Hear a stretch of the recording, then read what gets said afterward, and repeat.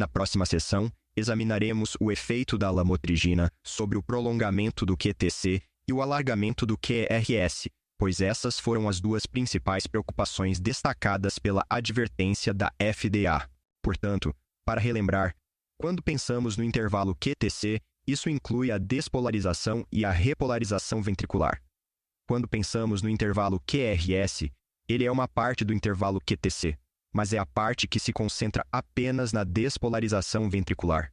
Com relação ao prolongamento do QTc, é verdade que a lamotrigina inibe a corrente retificadora de potássio retardada in vitro, e é esse canal que está mais comumente associado ao prolongamento do intervalo QTc em humanos. Entretanto, um estudo completo do QT com lamotrigina não mostrou prolongamento em doses de até 200 mg. E como lembrete, esse é o exame de referência para investigar se um medicamento prolonga o QTc.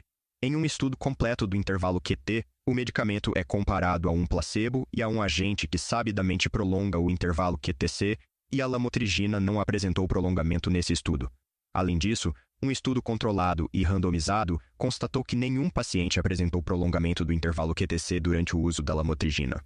Agora, há alguns relatos de prolongamento do QTc no cenário de ingestão tóxica, mas todos esses relatos têm fatores de confusão significativos e um efeito pouco claro do alargamento do QRS, ao qual chegaremos em um minuto. Em geral, não há realmente nenhuma boa evidência que sugira que a lamotrigina cause prolongamento significativo do intervalo QTc em doses terapêuticas, e eu não me preocuparia com isso como um risco real em pacientes que recebem prescrição de lamotrigina.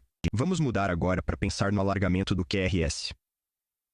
A advertência da FDA especificou o alargamento do QRS como a principal preocupação relacionada à lamotrigina, e sabe-se há décadas que o medicamento atua como um bloqueador dos canais de sódio.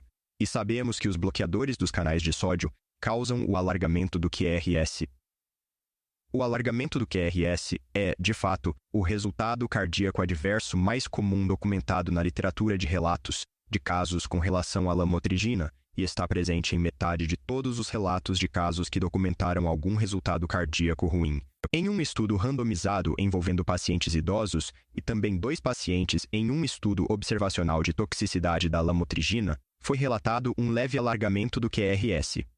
A relevância clínica desse alargamento ainda não está clara, de modo que o estudo randomizado encontrou um prolongamento médio de apenas 3,5 mSirs, e muitos dos relatos de casos observaram que o alargamento do QRS foi inferior a um total de 120 mSirs, embora tenha havido algumas exceções notáveis em que o intervalo QRS chegou a 214 mSirs. Além disso, temos pelo menos 7 estudos randomizados que não relataram nenhuma alteração nos intervalos QRS em indivíduos saudáveis, embora isso tenha sido medido como um dos parâmetros. E, de modo geral, acreditamos que o risco de alargamento do QRS com a lamotrigina é semelhante, mas menos grave, do que com os antidepressivos tricíclicos, que também são conhecidos bloqueadores dos canais de sódio.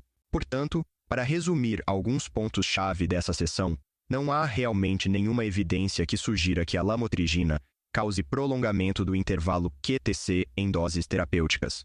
A lamotrigina parece causar algum alargamento do QRS, provavelmente relacionado aos seus efeitos de bloqueio do canal de sódio, mas o risco geral é menos significativo do que o dos antidepressivos tricíclicos. E, em geral, é improvável que o efeito do alargamento do QRS seja clinicamente significativo, exceto talvez em casos de overdose e toxicidade significativas.